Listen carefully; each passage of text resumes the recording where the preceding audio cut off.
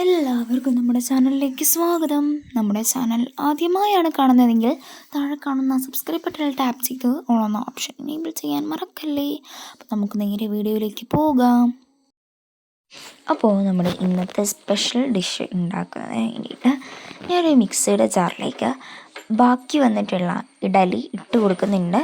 ഇഡലി വെറുതെ ഇടണ്ട കേട്ടോ, നമ്മൾ ഇഡലി കൈകൊണ്ട് ചെറുതായിട്ട് ഇങ്ങനെ പീസസ് ആക്കിയിട്ട് ഇട്ട് കൊടുക്കുക. നിങ്ങൾ നേരെ അങ്ങ് ചുമ്മാ ഇഡലി ഇട്ട് കൊടുക്കാമെന്ന് വെച്ചിട്ടുണ്ടെങ്കിൽ അങ്ങനെ കൃത്യമായിട്ട് അരഞ്ഞ് കിട്ടണമെന്നില്ല. അതുകൊണ്ടാണ് ഞാൻ പറയുന്നത് പീസസ് ആക്കി ഇടാനായിട്ട്.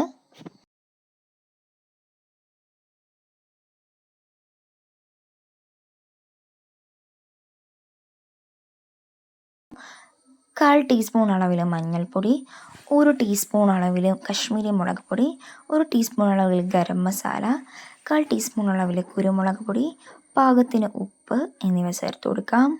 ഇനി സ്മൂത്ത് പേസ്റ്റായിട്ട് നമുക്കിതൊന്ന് അരച്ചെടുത്തിട്ട് വരാം. ഈ ഒരു രീതി നമ്മളൊന്ന് അരച്ചെടുത്തിട്ട് വന്നിട്ടുണ്ട്. ഇതിലേക്ക് നമുക്ക് വെള്ളം ഒന്നും ചേർക്കേണ്ടതായിട്ട് വരുന്നില്ല. വെള്ളം ചേർക്കാതെ തന്നെ ഇത് നല്ല സോഫ്റ്റായിട്ട് കിട്ടും. ഇനി ഇതിലേക്ക് ഞാൻ ഒരു തണ്ട് കറിവേപ്പില ഇട്ട് കൊടുക്കുന്നുണ്ട്. ഇനി നമ്മൾ കൈകൊണ്ട് എല്ലാം നന്നായിട്ടൊന്ന് മിക്സ് ചെയ്തെടുക്കാം. ഈ ഒരു സമയം കൊണ്ട് ഞാൻ ഒരു ഫ്രൈ പാന് അടുപ്പത്ത് വെച്ചിട്ടുണ്ട്.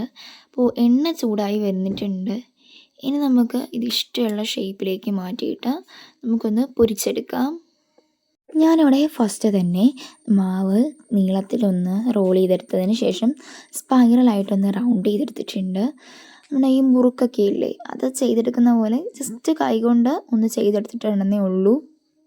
അപ്പോൾ നിങ്ങൾക്ക് ഇഷ്ടമുള്ള ഷേപ്പിലാക്കിയെടുക്കാം. എനിക്കിപ്പോൾ ഈ ഒരു ഷേപ്പിൽ വേണമെന്ന് തോന്നിയിട്ടുള്ളതുകൊണ്ടാണ് ഞാനിങ്ങനെ ആക്കിയെടുക്കുന്നത്.